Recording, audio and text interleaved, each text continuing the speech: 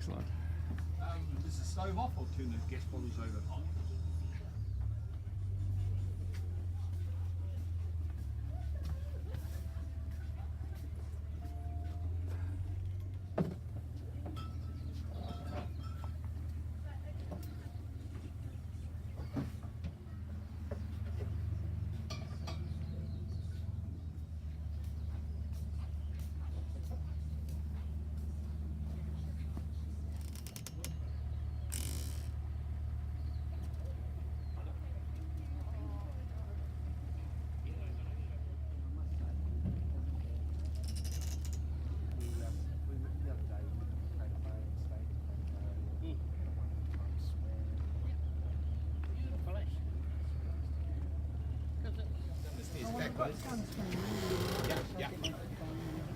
Yeah, if you want. Yeah.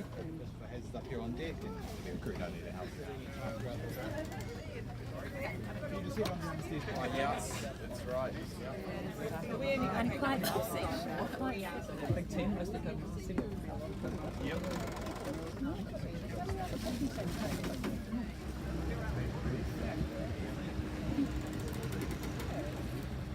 To Bill, he is the national manager of Heritage New Zealand, and Dame Anne and Bill will talk to you and explain to you a little about the Bay of Islands and where our famous Captain Cook sailed in back in 1769, where he possibly anchored around the bay, and some wonderful stories that you're going to hear today.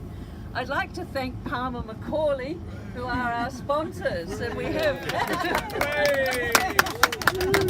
Rick and Pete with us, plus the family.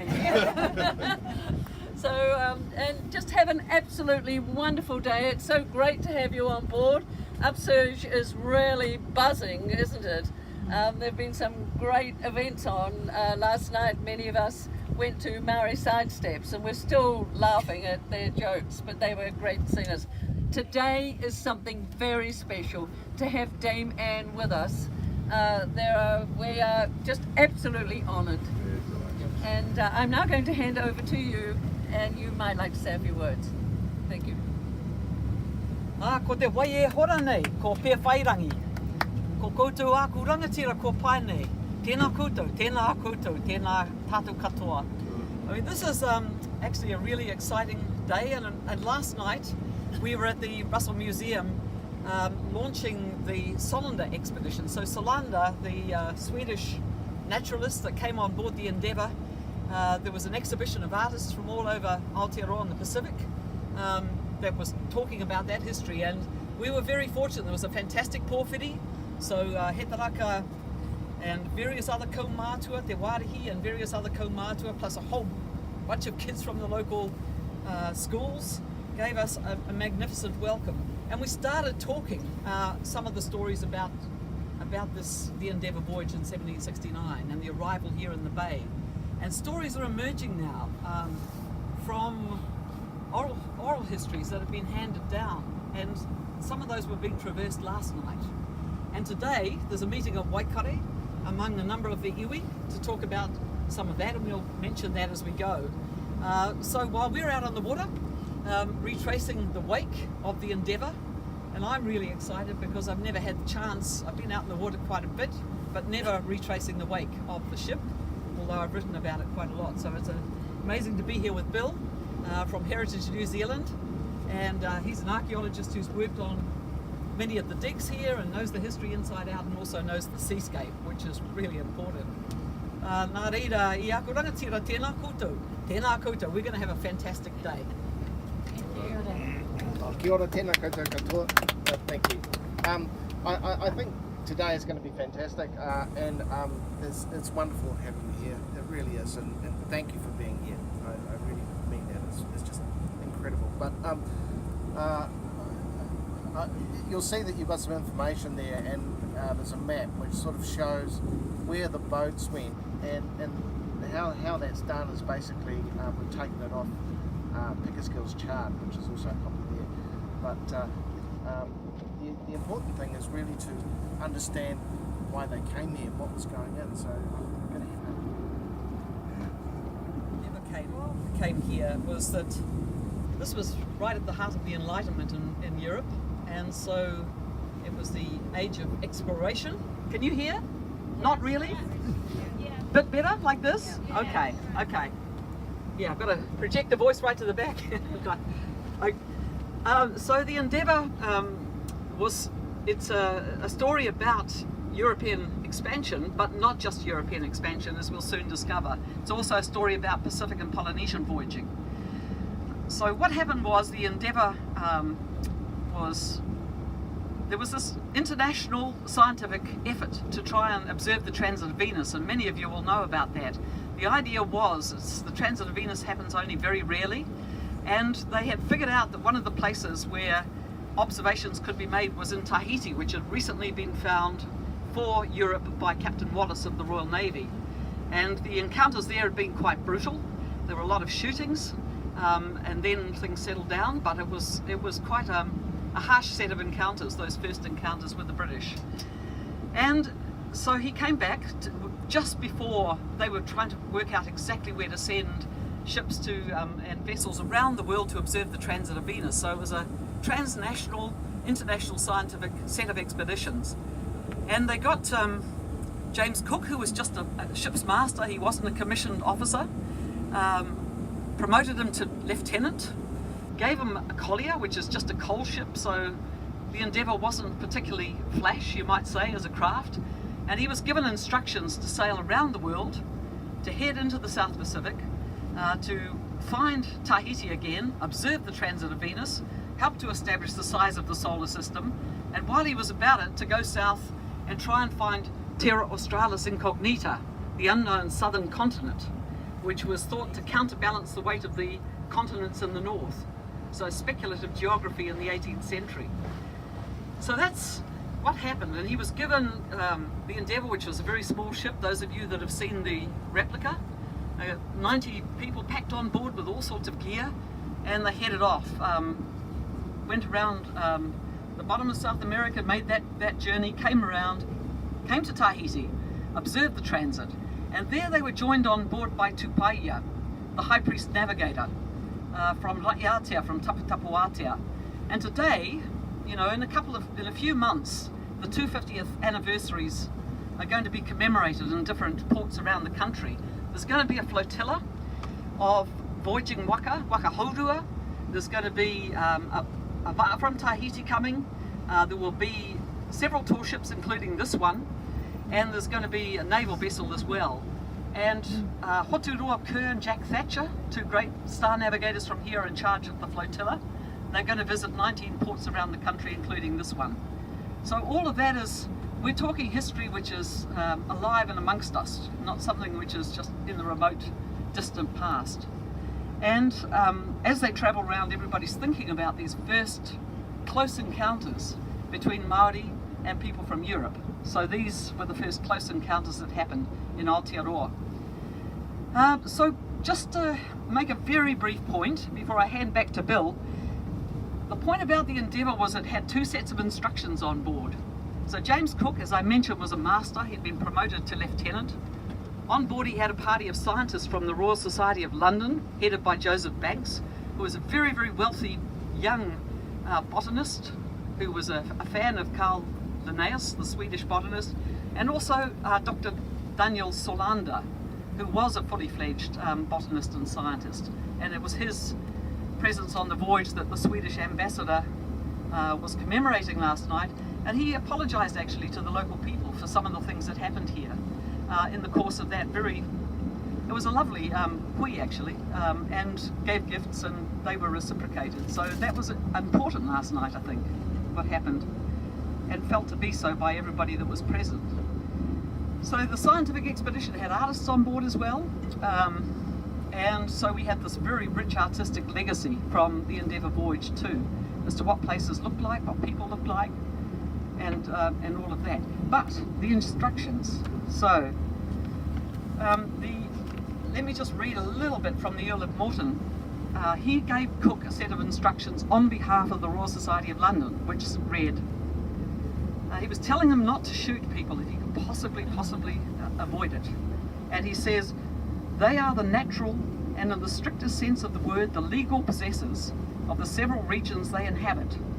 No European nation has a right to occupy any part of their country or settle among them without their voluntary consent.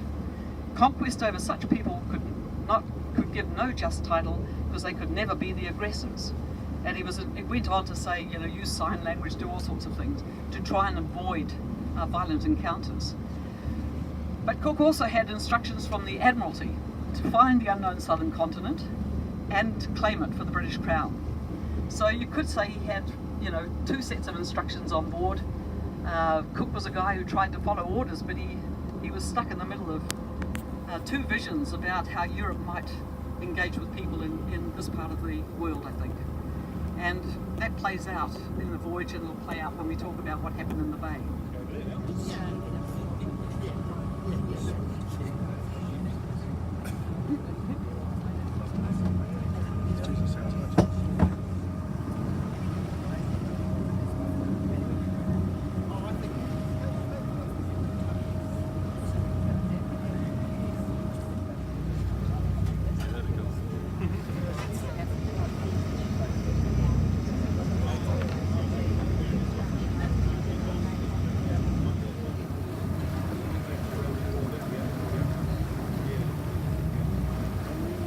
Nice and flat, and it's a great view. So he's up for it there, so if anyone's climbed the ropes, please make your way for it.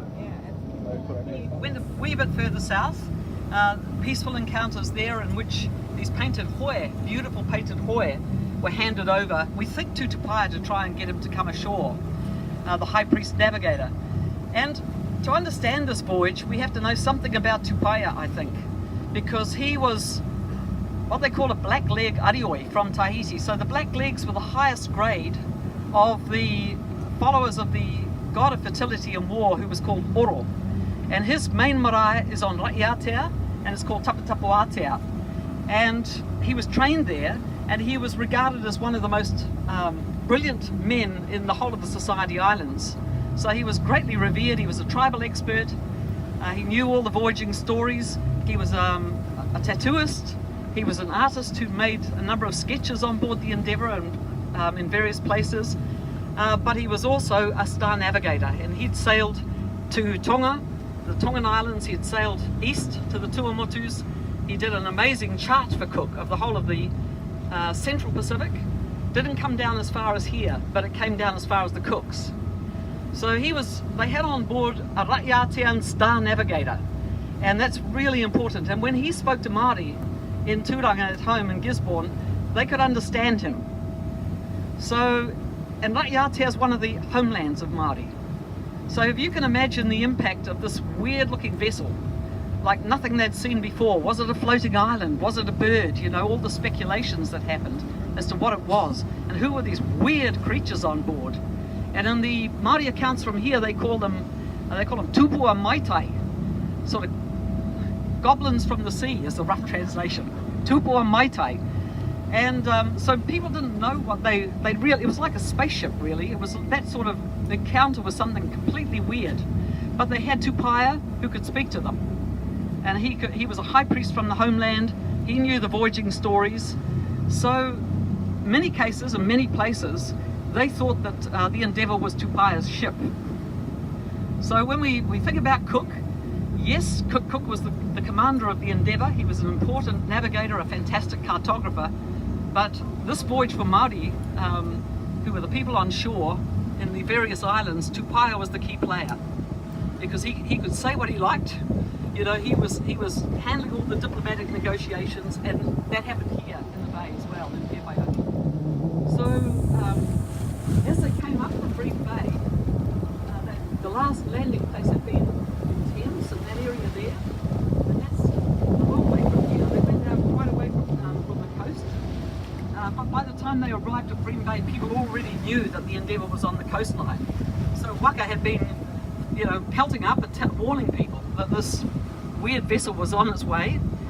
And as they came up the coast from Bream Bay, there were a series of exchanges, and they noticed that the waka were really big. They were carved.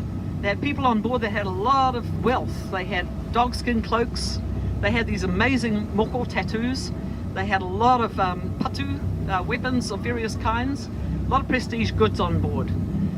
So, and they started to have these exchanges, but when Māori took something and didn't immediately hand something back, the Europeans regarded that as theft. And they would use small shot at that point, or else fire a musket ball into the canoe, the hull of the canoe. The idea of using small shot was it hurt people, but it was not meant to kill them. That was the point. Ball, if you loaded the musket with ball, that was an act of you were going to kill somebody.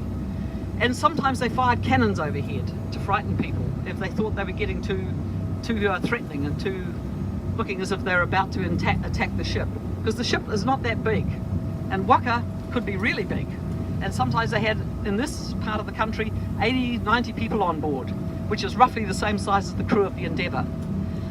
So, and they were maritime, flotilla. If you read the histories, the oral histories of the Bay of Islands, flotillas used to go south. In the East Coast, we know all about that. So they were accomplished naval warriors, you might say. But there were these exchanges, and people were peppered with small shot. Nobody was killed in any of those exchanges, but when they went up to the Cavallies, so they sailed past the mouth of the bay, went at the Cavallies, when they were doing these exchanges, somebody held back a pair of black breeches, and they allowed the men to use small shot, and then they started peppering them with stones. And Cook went out onto the poop, and he was showered with stones, and he fired his own musket and with small shot, and a man fell flat into the waka. The idea of using small shot was not to kill anybody, but that man was killed. So that happened before they retraced their steps and came down into the bay. But the encounters out in the water included the encounter with a rangatira in the Ariki called Tāpua. And he's a really important figure. People say mainly from Hokianga. His sons were Patuone and Wakanene, who were very influential in the treaty negotiations here.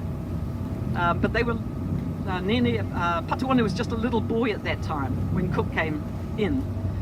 But Tāpua met up with, they were out fishing at the Cavallies. They had the right to do that according to local whakapapa. And they had this engagement with Cook. It was a peaceful engagement, that one, but then that shooting happened.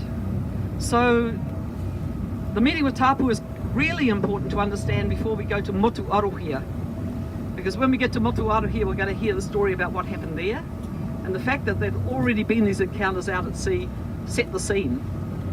And all this history is being discussed today in Waikare by the local iwi. So the storytelling happening on board the Ātaka Thompson, the storytelling happening on shore among the iwi. Last night some of those stories started to weave together. So we were comparing, Te Wārihi and I were comparing notes, and the oral histories weave seamlessly actually. They're very, very, the details mentioned in the oral accounts and the details mentioned in the logs and journals enable you to say that was the same meeting that they're talking about, which is kind of amazing. So we're doing that, and the story that Te Wārihi told last night, I'll tell you about a bit later. So this is really exciting. It's all happening as we speak. We're not just on a cruise to, have a nice little time in the Bay of Islands. Important things are happening today in the Bay, and we're doing our bit, and on shore they're doing their bit, and we're weaving our histories together.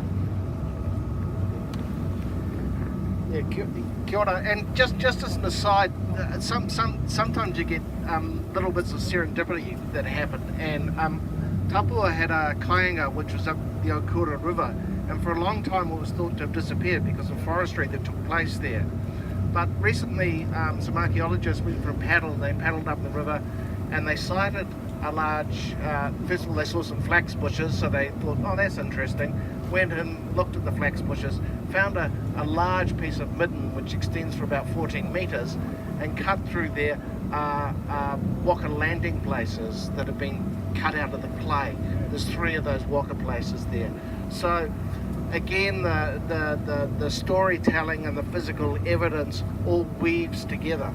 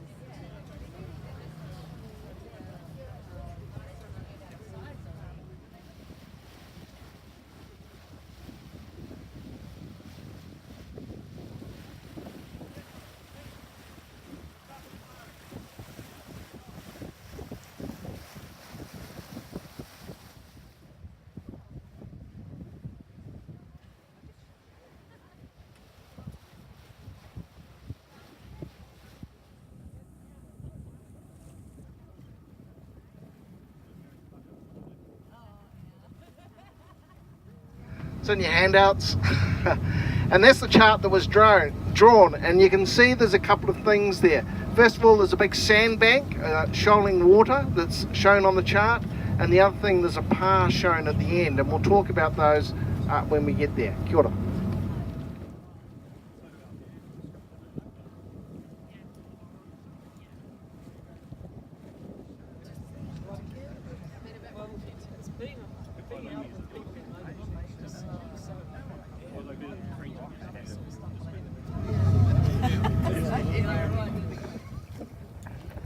Well, so what happens now is that, the worst thing that could happen to a sailing ship is to get grounded. And so they're on the sandbank, panicking, and they drop the yawl and the pinnace and start taking soundings furiously. And while they're out there in the water, Molyneux, who's the mate on board, the master on board, some guys try to board his small boat. Then they shift so he fires overhead. Warning shots. They're trying to, but these people have never seen guns before. This is the point. So warning shots. What is this? It's a bang, a flash, a puff of smoke, and if no one gets hurt, then everybody just disregards it. Was what was going on. There had been a prophecy, according to some of the very early oral histories collected by John White, that a matakite, a prophet, a seer, called Te Matapo. So a guy could see into the Te Po, the ancestral realm, had prophesied that a fair-skinned people would arrive whose axes would have no lashings and whose canoes would be coated and painted with gum. And we've got that in Māori from John White very early on. And so they were obviously, and that happened also in Gisborne. There was a tohunga at Mahia who'd predicted the arrival of Europeans. Same thing in Tahiti, actually, when I was working there. So they came out and they were checking out this extraordinary looking, you're coming alongside seeing the Endeavour for the very first time, and Tupaia was talking with people at that moment, the High Priest Navigator.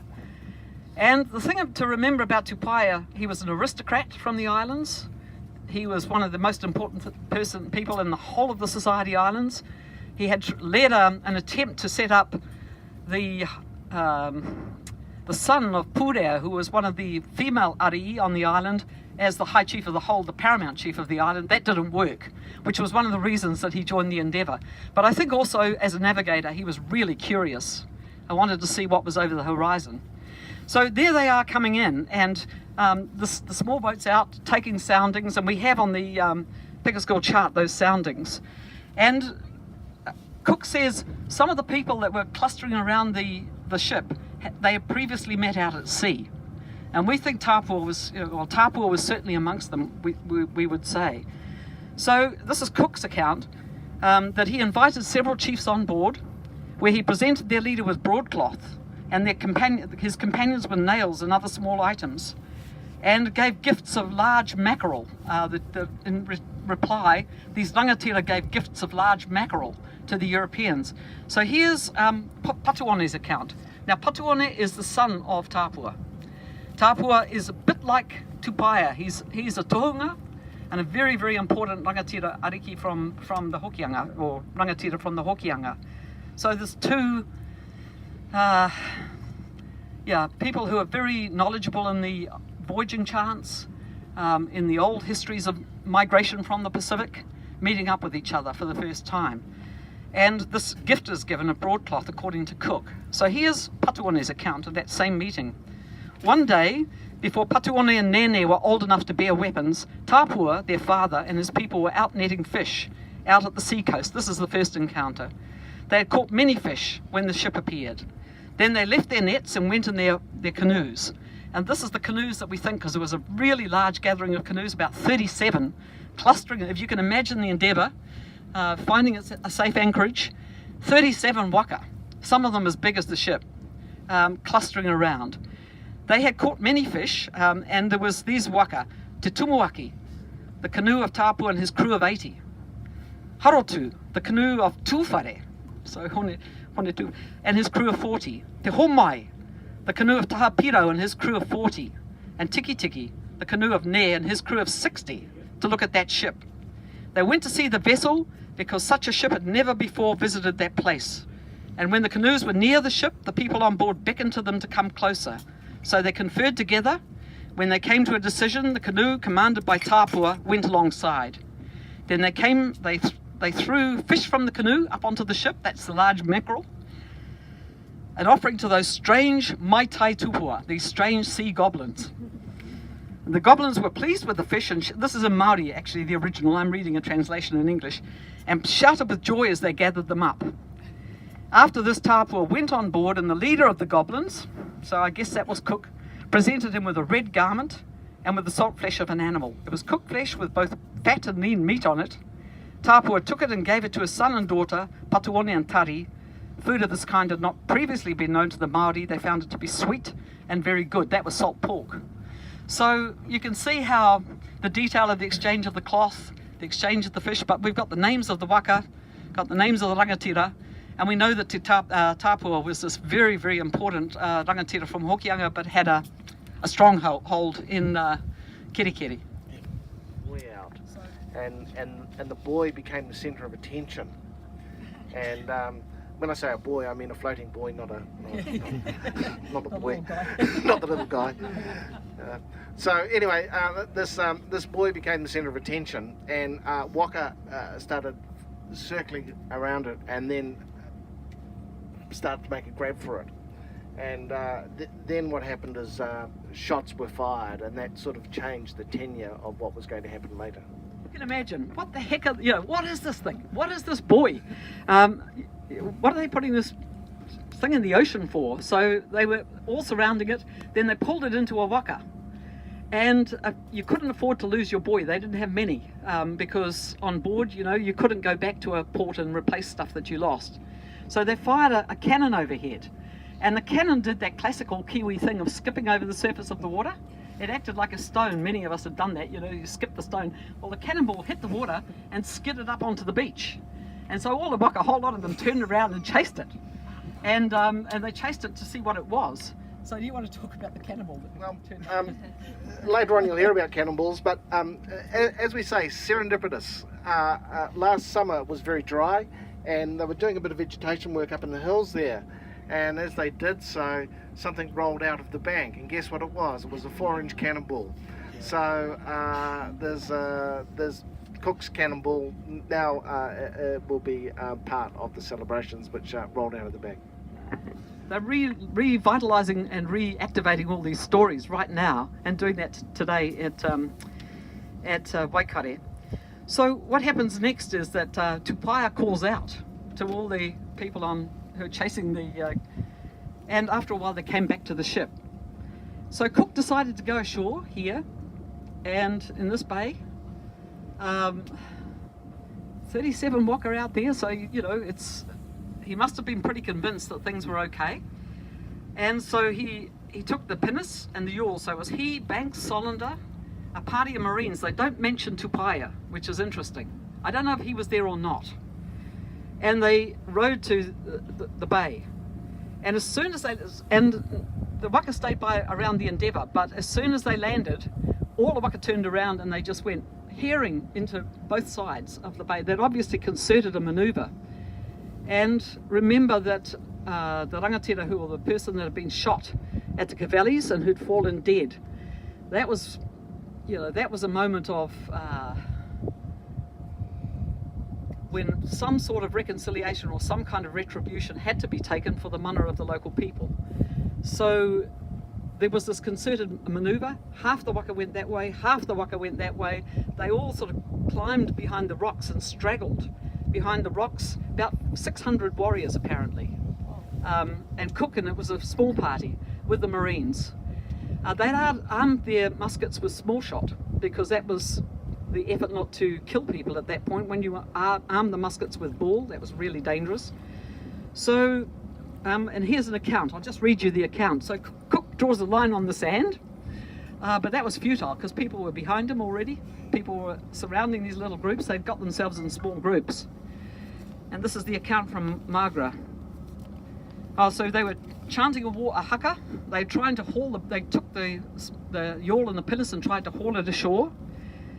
Cook fired a musket loaded with small shot, and Banks and the others fired with small shot as well, and so did Solander. So last night, The Swedish ambassador from Australia was there, Australia and New Zealand.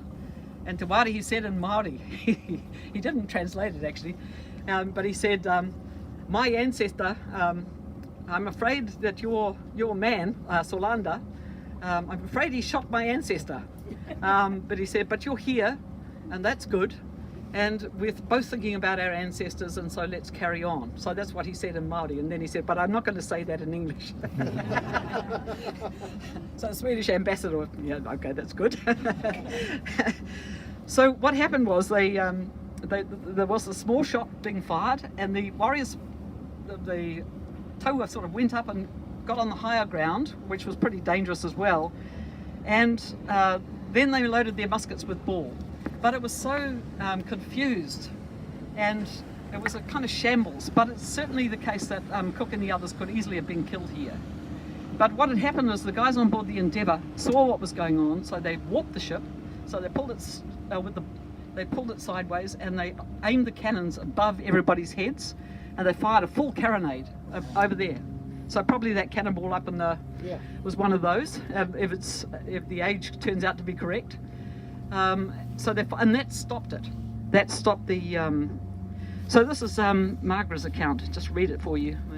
Attended by a party of Marines, landed on one of the islands, and incautiously suffered themselves to be surrounded by a great body of Indians. So this Indians thing, party of them at the same time, marching down to the boat to cut off their retreat. These motions being seen on board the ship, a spring was put on her cables, and a broadside brought to bear on the island, and several great shot fired a little over them. Our people on the island were at this time separated in small parties, none consisting of more than 3 or 4, and so closely pressed that they found it impossible to use their arms. And a number of these people were so unequal they every minute expected death. The natives, however, were greatly terrified by the passing of our cannonballs a little over their heads and dispersed, at a time when they might, with the greatest of facility, destroyed every one of our people on shore. So that was a very dangerous moment.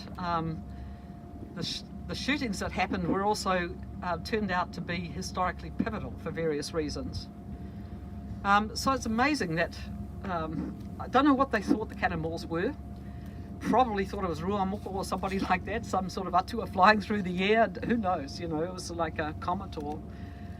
and Tupaia being on board the vessel. We don't know that he was on shore, but he was a high priest, and they would have known that by then. So maybe they just thought that this was something so unprecedented that they would pull off and let them be, which is what happened. So there was a cave somewhere. I don't know where the cave was, but they found this cave. It must have been somewhere pretty close. And Tapua was in there with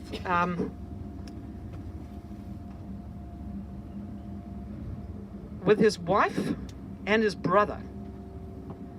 And the sailors were off collecting wild celery, so this was greenery, so to stop them getting scurvy. They were wandering around. So it's amazing after a confrontation like that they would just disperse and wander around, but they did.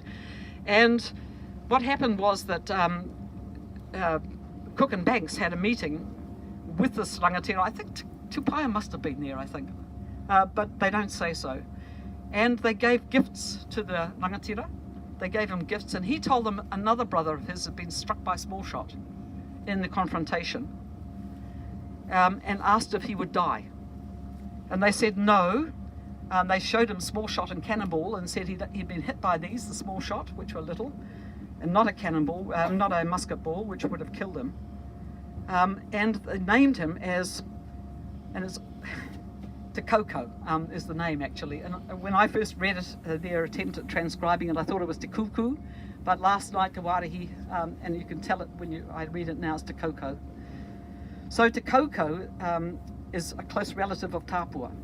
And you got the portrait? Yeah, I've got the portraits in your... If you look at your handouts. There it is there. Yeah. So this is Te Koko. And Te Koko, as you can see, has got a reiputa on, that beautiful necklace piece that's a whale tooth with eyes on it, and a heru, which is the carved. And there's a story about those which is being told today at Waikare as well. And see that amazing moko. And last night when I met up with Te Wārehi and his daughter Justice, her granddaughter Justice showed me, and she's got that moko across her puku tattooed. So again, this is not dead history. We're talking about stuff that means a lot to people right now. He was struck in the thigh with small shot to Koko. So we'll probably... Oh, they also climbed a high hill. They went up the hill there. That's around the corner. Round the corner. Okay, let's go around the corner. Yeah. Pretty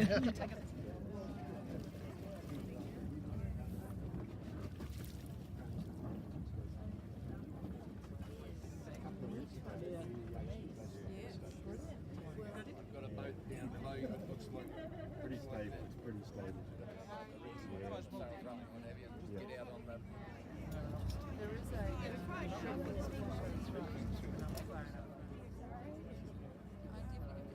No, so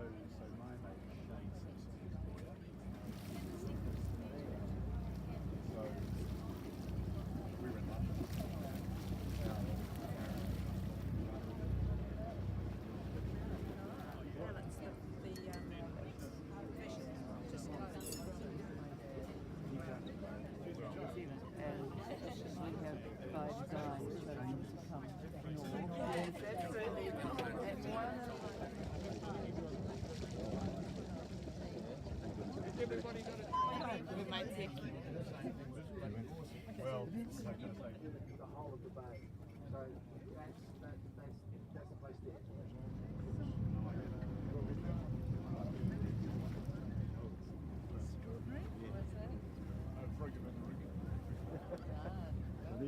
So the tricky. Yeah, it'll be... I'm going to go here. Yeah. I'm going to be a tea there for a while. 550 votes. And so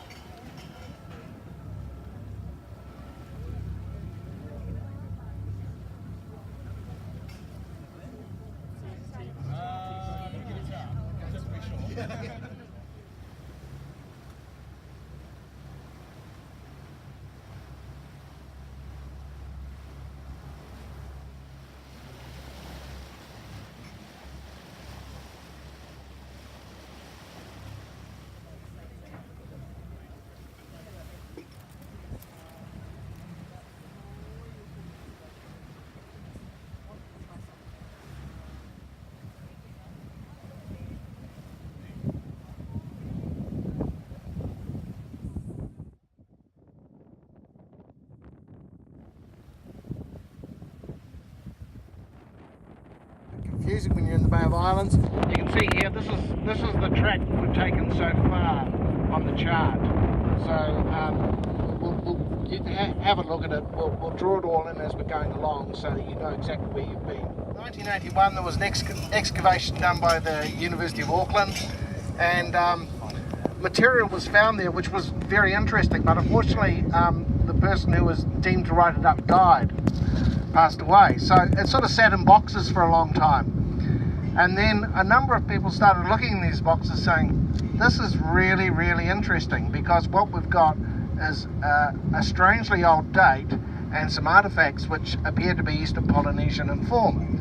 The other thing is too is that we've got some islands. The little island off here is known as Moto Rangiatia, so that's a name from Polynesia.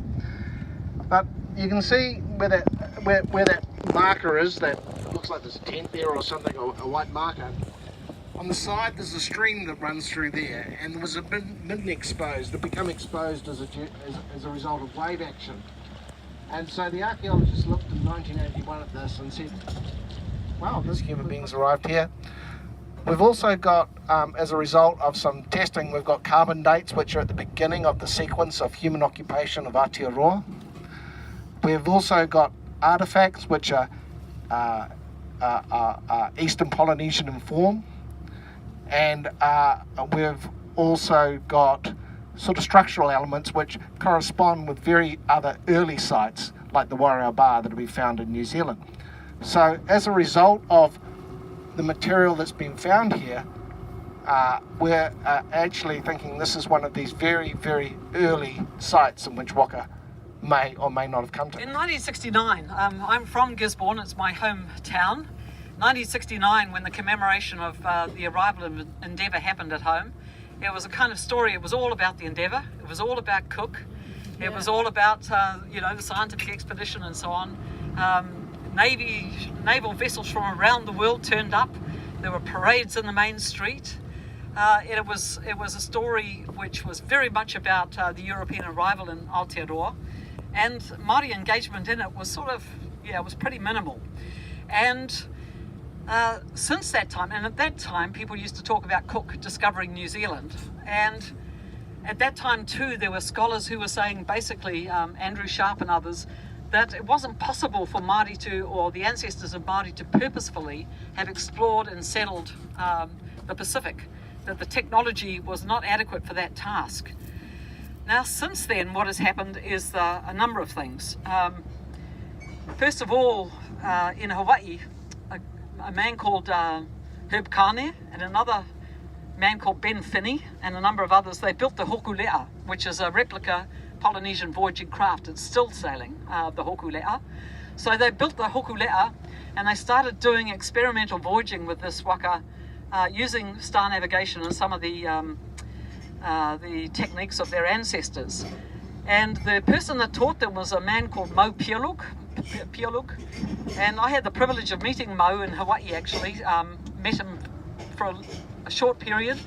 He was on a voyage, he was about to sail back to Yap, and he was the most calm, small person, very, very annoyed because the escort yacht was having problems with its engine and he was missing the good wind. So they were making him take an escort yacht for safety, and it was mucking up his voyage, so he was very annoyed about that. But apart from that, I mean, you could see how you could go and take a huge voyage like that, and he was sailing with young people. It was a relatively amateur crew. And so they started voyaging, and then Heck Busby, of course, who's just been knighted. Heck built Te Aurere, which is our voyaging waka from the Bay of Islands. Heck Busby, and he trained a whole lot of young navigators, and so did Mo. Jack Thatcher, who's just been here, he was here yesterday.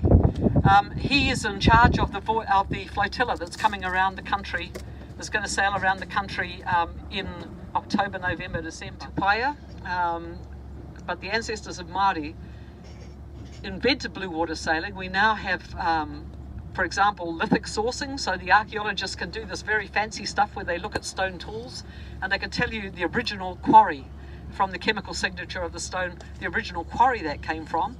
They're also doing amazing DNA stuff with both, not just people, but dogs, the commensal animals that came on board voyaging waka, were carried from one place to another. And they're showing that purposeful voyaging and return voyaging is absolutely the explanation for how the Pacific was settled. And this is a third of the Earth's surface. She told me she sailed with him for 20 years, went on about 30 voyages with him. And that he was the high chief of that island and a star navigator like Tupaia. And he became their voyaging ancestor Lata when he sailed. So they sail with the power of the ancestors. It's not just the stars and the winds, but the ancestors as well that help to guide them on their journeys. And the stars are ancestors and the winds are ancestors. So somebody like that, it's no accident Tupaia was a high priest as well as a navigator, because he had the power to call on ancestors as well. And he was meeting up people like Tāpua who were equivalents. So at home in Gizzy, same thing. Just recently they were excavating for the port and one of these really early sites turned up. So it's amazing, I don't know, all these, the cannonballs, the early sites, people are, that the traces of the past are all coming to light. The stories are begging to be told. Travelling across the Pacific, and that's the place there. And there's a number of these places, but that's it. And so when we're talking about voyaging and Cook, I think we've always got to refer back to that place. You know, sitting in the National Archives with the original logs and journals in your hands, reading all the letters, the ones that survived that were sent back home, looking at the artworks in the original, and you get a close feeling for some of these people. it takes nothing away from the voyaging ancestors from Europe to acknowledge that they weren't the first.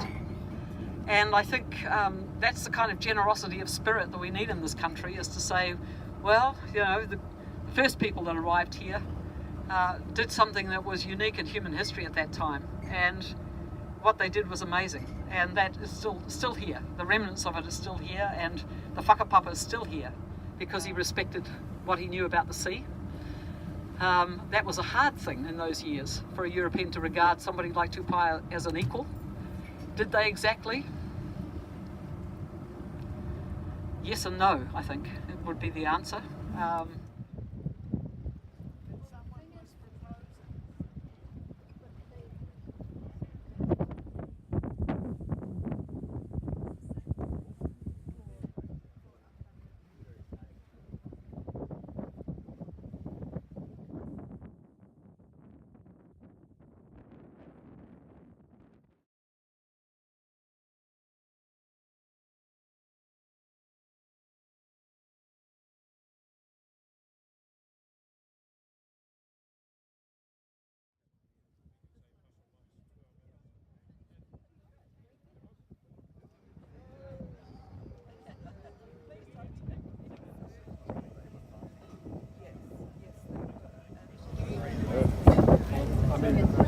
Yes, just take it off. Yeah.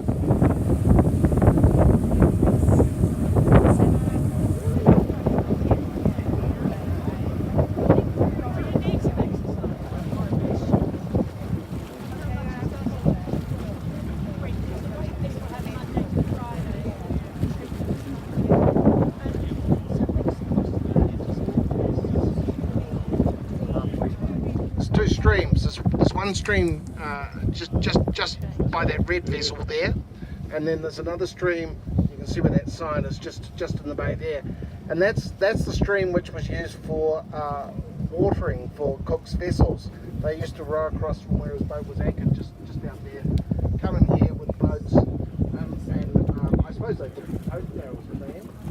Yeah, probably tote barrels, and so upstream there the water's a bit brackish, but we know that when they were here it was absolutely pouring, streaming down with rain, and on the side of the creek there's a rock wall, and that rock wall runs down into the main creek, and off that rock wall was actually interesting. We went up there to have a bit of a look, and where that comes out into the creek there's a place that's dug out which is about barrel size. Now I'm not saying that's Cook's barrel, but what I am saying is a place that's been used a lot for filling up water, and so that was the natural place. So you can just see the little creek that runs in there. So there were 3 visits by the crew coming into here to 50 water. Acres of gardens growing in here. In a boat, and they took us out to Avamoa, which is the sacred pass. And as we went out to Avamoa, all these dolphins turned up, and they all said, an equivalent in Tahitian, he tohu pai, it's a good sign. So nice to see these guys in the water, dolphins and babies and a penguin as well.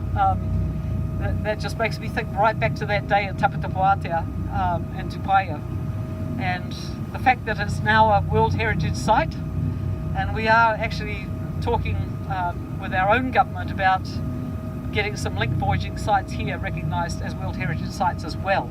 So, kia ora. That's one thing I'll do. Dolphins. Kia ora. Yeah. And penguin, don't forget. Oh, put them there. Oh, yeah. The Tony Baker's, two each. Oh, obviously, we headed towards Paroa in order to see the dolphins.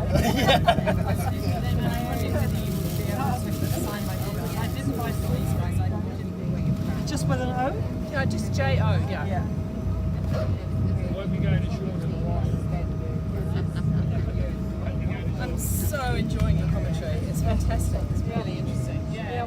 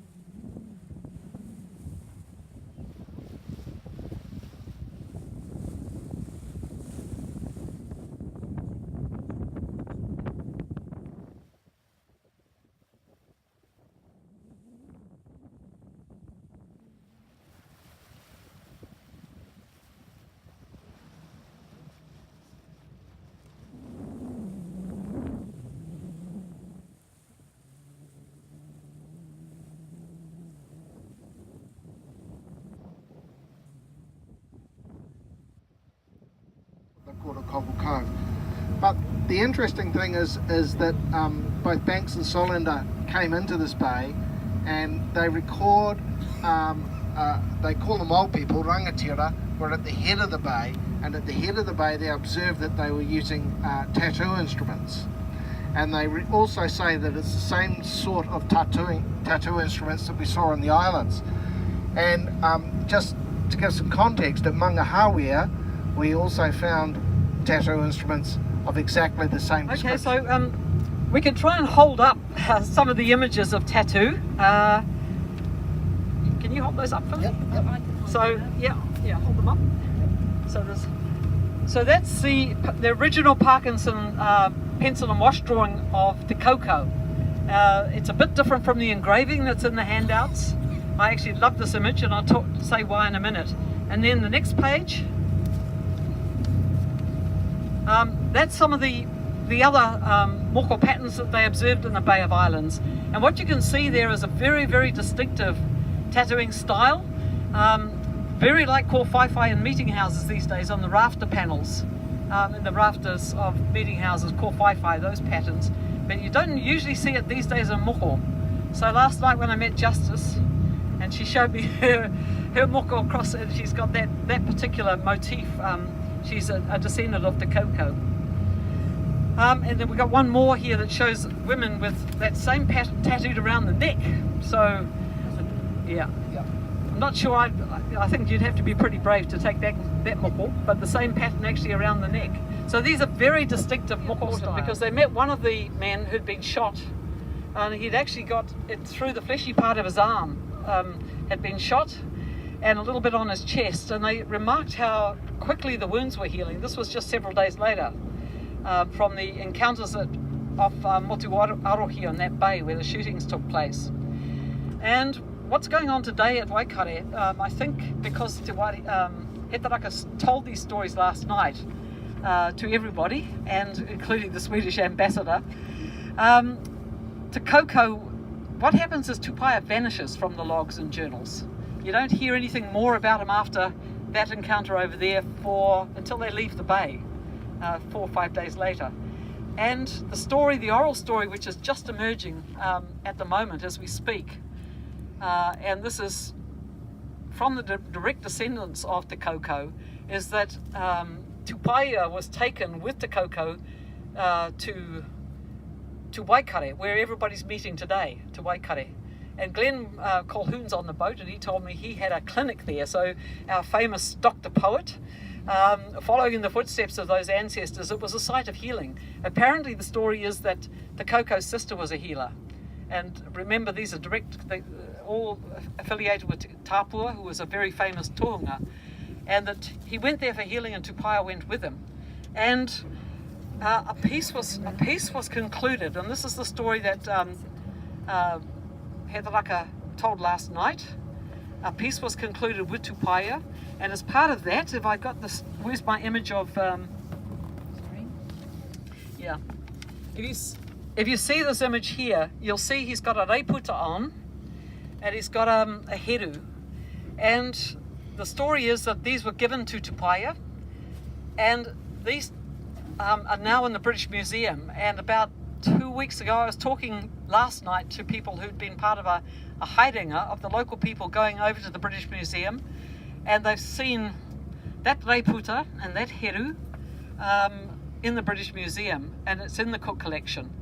What seems to have happened is after Tupaia died in Batavia, all the taonga that he'd been given during the voyage ended up with Joseph Banks, and were lodged in the British Museum. Some of them actually went to Cambridge as well, but mostly they were lodged in the British Museum. And people are now talking about, can we get these home in time for October? Can we get them home in time for November? And I had the privilege of meeting with the British High Commissioner last week, and we were talking about this because the British Museum has given permission for a number of taonga to come home, and so has the Cambridge Museum, which has quite a significant Cook collection, and I have a very close connection with that because my own daughter was the curator of that collection for quite some time as a senior curator in Cambridge. and lots of people coming through, lots of people looking at ancestral taonga. And there's an opportunity for some of these taonga to come home at the end of this year. And is that permanently or online? Well, that's going to be a good question, of course, which is making people in Britain a little bit nervous, as you can imagine.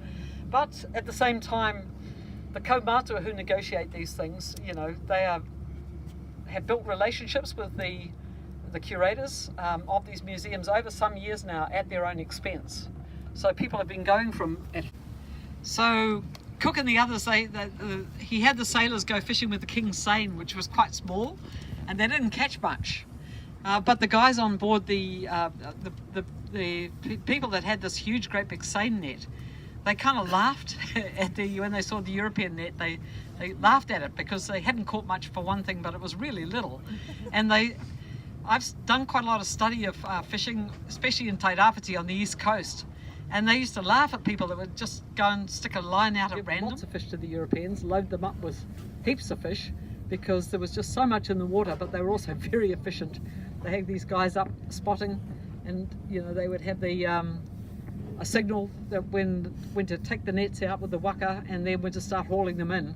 And they would end up having to drop the bottom of the net and let some fish out so that they could actually haul them. The catches were so big. And when you look at the geography of these bays, you can imagine some of these large nets. You could easily swing them right across the bay. So if you do that, you've trapped a large school of fish. So basically, the sort of geology of the area meant that it was actually it helped to catch these fish as well.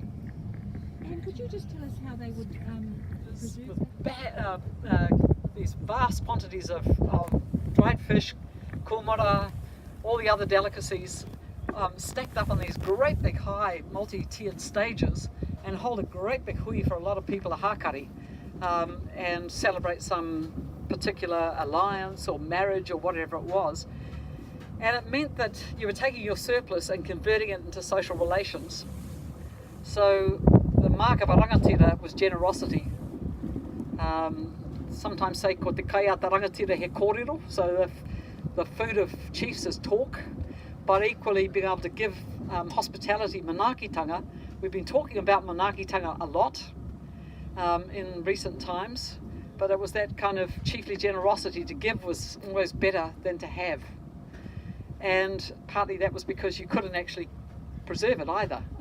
So it made perfect sense. And in that way, there was a lot of trade going on. So the waka used to come with canoe loads from over between the Hokianga and the bay, and in the Marsden's time they would see great, waka loaded up with kai coming from one side of the island to the other, and exchanging different kinds of food.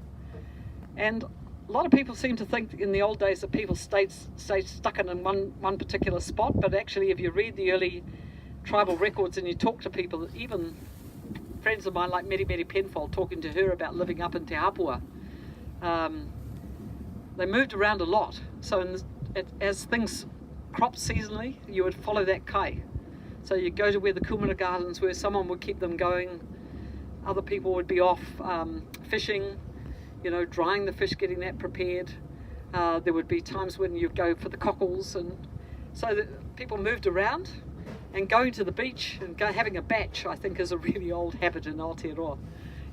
Coming to the coast in the summer and doing a lot of fishing. Yeah, and just from a local perspective, there's some really good drawings of some of those big hakari stages in the Bay of Islands. One was done by Yates at Kororipo in the 1834, and there's also one done, a drawing in Koloradika as well in the 1840s. And just to kind of add to your stuff about people moving around, in the Kirikiri Inlet, Paengaroa, that area was extensively used by people from the Taimai coming in and gathering all the shellfish and then going back. And it was very well known and very well used until recently.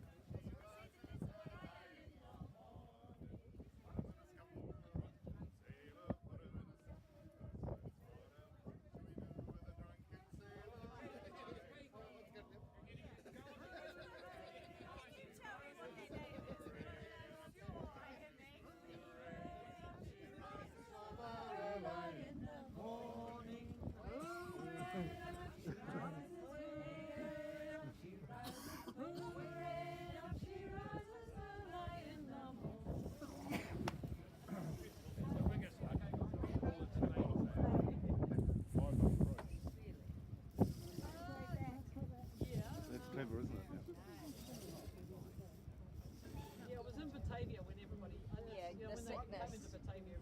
Yeah. Yeah, yeah. You want to reach that last book down and we'll use it for a takeaway. No, it's not. It was a French boat. 3 years old.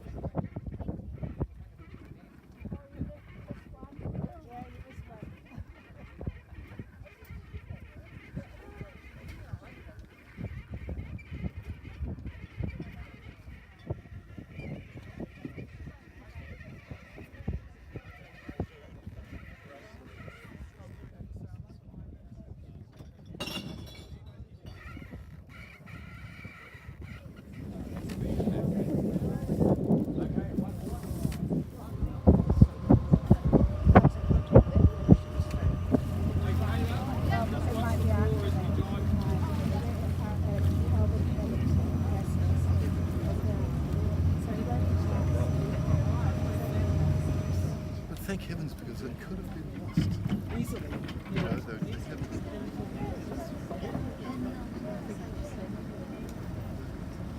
And then Craig's comes idea. back and then we have a little bit of a gap for a while. Beforehand, yeah. I think they were also trying to figure out how to keep the wiping because the same to a point where you get blown in and you can't get out again. So the West Coast was really, really dangerous for this kind of craft in those years without engines and things.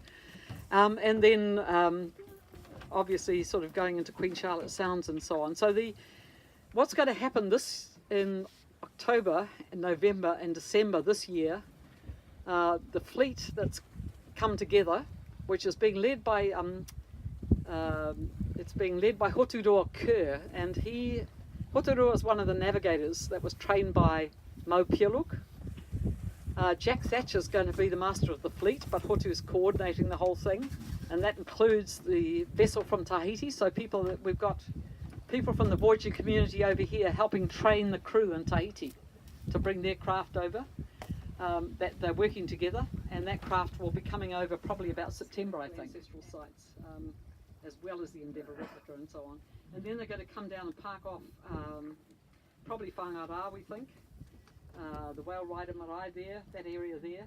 And then on October, the day before, like several days before the Endeavour actually turned up in Tunauna, the fleet of Wakahurua and the Tahitian Waka are going to come in. And there's going to be a great celebration of Polynesian voyaging at that point. So that's going to happen. Then there's going to be an arts festival, and there's going to be a great big seminar on the future of the Pacific Ocean.